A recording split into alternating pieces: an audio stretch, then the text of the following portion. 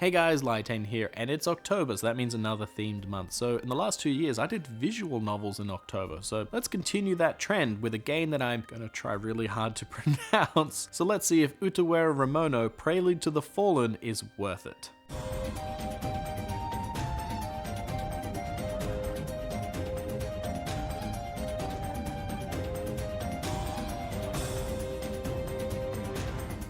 Utawarerumono is a series of visual novel games, coming out in Japan in 2002 on PC, made by Leaf. There's been quite a few releases of this game as well, a PS2 version in 2006, PSP in 2009, PS4 and Vita in 2018. Man, that's a lot of releases for Japan. Since this game came out, it only received a single Western release in 2020 for the PS4 with the subtitle Prelude to the Fallen. Prelude is a strange word, isn't it? It means to come before something.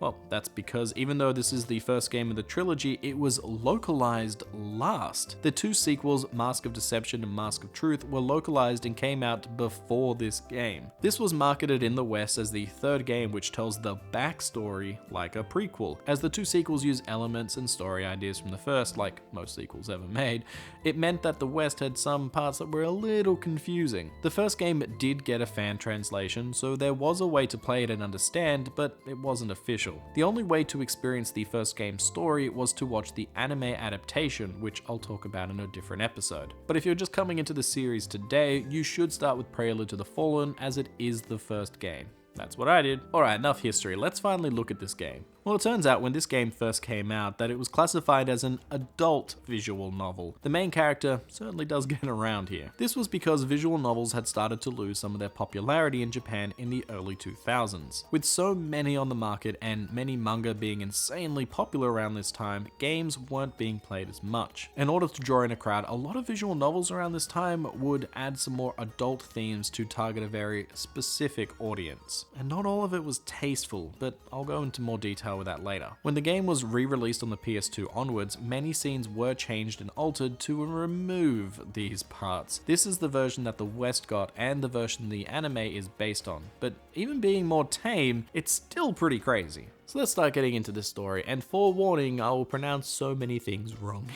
here. You play as Hakuro, a man who wakes up in a field badly injured with amnesia. What a nice way to start the day. He is rescued by a young healer named Eruru. Upon waking, he learns of a strange truth. He is wearing a mask that does not come off his face. Attempting to causes him great pain. Recovering in their home, he starts to become a part of the family. Aruru, the younger sister, starts looking up to him like a father. Tuska, the grandmother and experienced healer, also treats him like a son. But this ideal life starts to crumble when the local Alo, like a king, and his son start causing trouble for the town. From here, Hakuro and the town get swept into politics and wars and mysteries, leading to a grand adventure. This is not a straight visual novel like Steins Gate, as it has a small strategy tactic element to it. While 75% of the game is story, the other 25% has you deployed in various fights similar to the Fire Emblem series. The gameplay here is fairly simple. On your turn, you can move and perform one action like attack or use an item. Attacking will bring up a timing minigame where you press the button correctly to get more zeal. There are also elemental strengths and weaknesses which can affect the damage,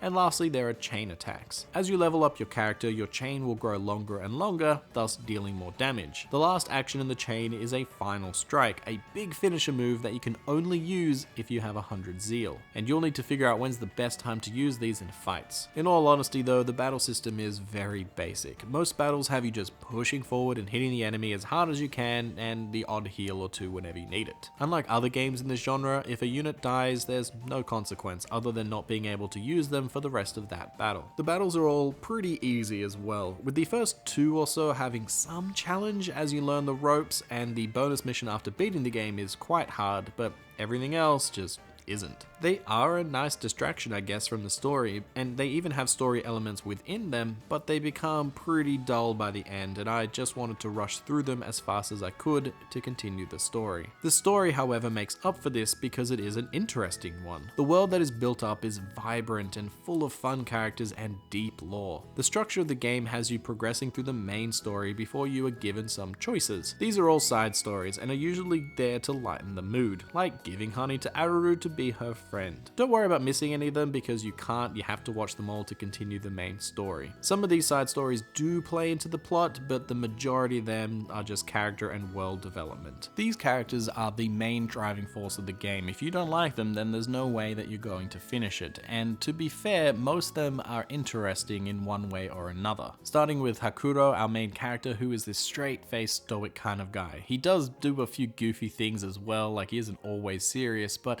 he is a very hardworking and stable kind of person. While that may seem boring, I was a little refreshed with how straight he was in a world full of nonsense, so he's the straight man for everybody. Then you have another character like Tuka, who's from a clan with amazing swords people, and she is really good at swordsmanship, but horrible in any kind of interaction with people. Watching her try to talk and express her feelings and everything, it's funny because she's just bad at it. But get her on a battlefield and damn, she'll kick everybody's butt. Even the softly spoken Aruru gets quite a few fun developments where she has this rare ability to talk to animals. So one of the first animals that she uses this ability on is a giant tiger that she befriends and then rides into battle. Like, this tiger is so silly, and it's just a little softy when it's off the battlefield, but put it on the battlefield and once again, like Tuka, does some damage. I can't say that I disliked any character in particular because they're all so much fun, and credit where credit is due, the slice of life parts really help flesh out these characters. Also noticeable is the music. It has a lot of flutes and it sounds kind of like old in a modern way, if that makes any sense, and I really dig it. The battle themes are all high energy to get you in the mood, and the slice of life sections have such a variety of music to suit the mood, from like really silly music to sad music to just everyday kind of music.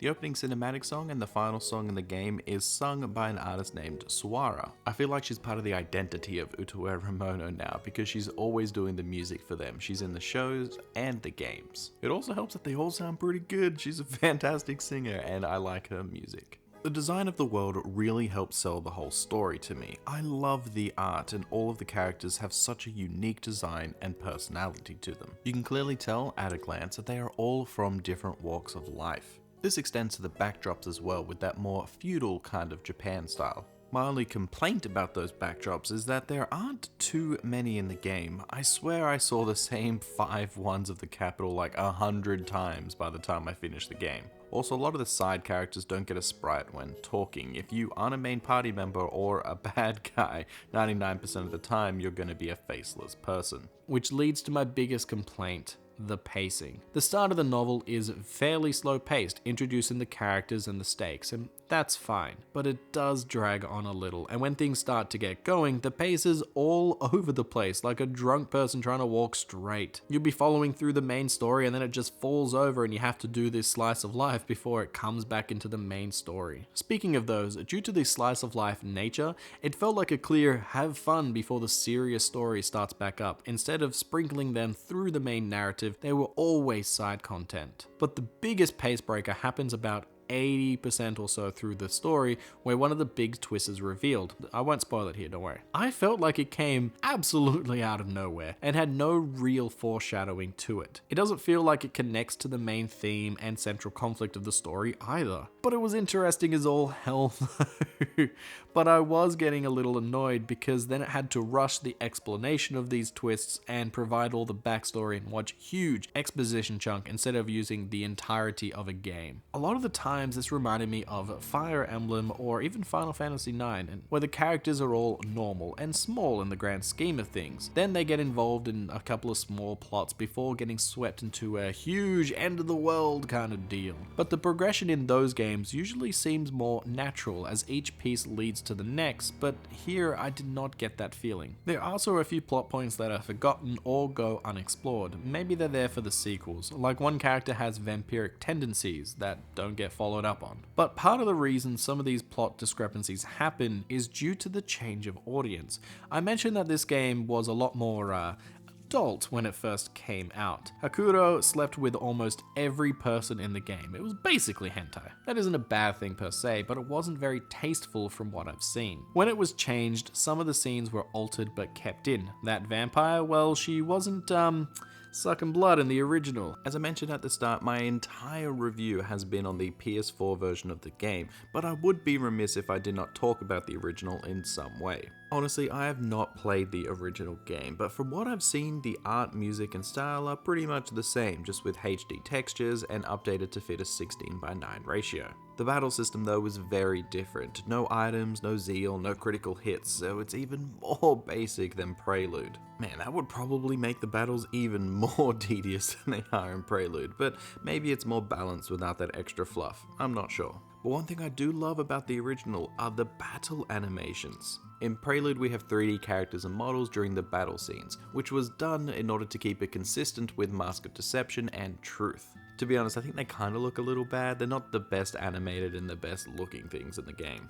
And then I saw one of the original battle scenes, and they are animated, which is great. I'm so jealous. These look so much better. They have better animation, more flow, and just nicer in general. Just look at these two scenes side by side and you'll see what I mean by this stylistic change. In my opinion, Utawarerumono Prelude to the Fallen is not worth it. The combat system is stale and barely has any tactics, until that bonus fight anyway. The story is slow paced and badly foreshadowed, mostly due to that slice of life nature that keeps butting its way into the main plot. But all of the characters are insanely interesting. They are all given ample time to grow and change. The world is absolutely fascinating and the twists are good by the end of the story. And even though I don't say it's worth it, I was completely hooked by the end. I just think that about 75% of it was a little dull and not fully connected to the whole story. So guys, what did you think about Utawarerumono Prelude to the Fallen? Did you like it? Did you hate it? Did you start the series with this game like I did? Or did you start the series with Mask of Deception like most people did? Let me know in the comments down below.